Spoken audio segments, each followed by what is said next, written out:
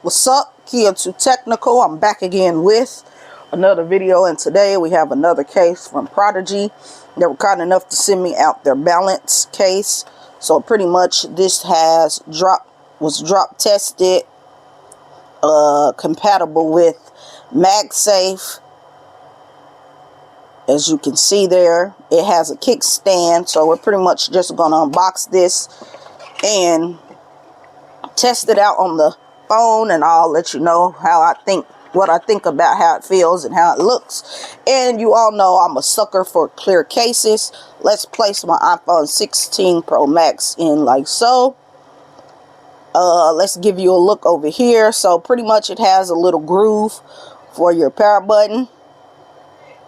Nice and clicky. I like that. As you can see those little grooves. Down here you do get access to that new camera button. No problem.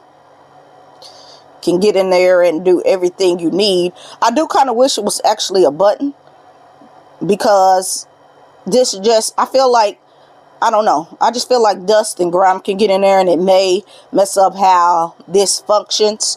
But at the bottom here you do get your cutouts, no problem. On the side you do get the grooves also, as you can see there.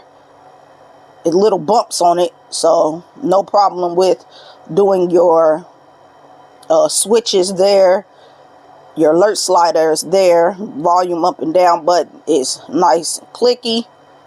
You do get a nice lip, so if you place your phone flat down on the table, you will be good to go. As you can see there, no problem at all. No problem at all. Coming over to the back here, you do get a nice cutout for your camera ring.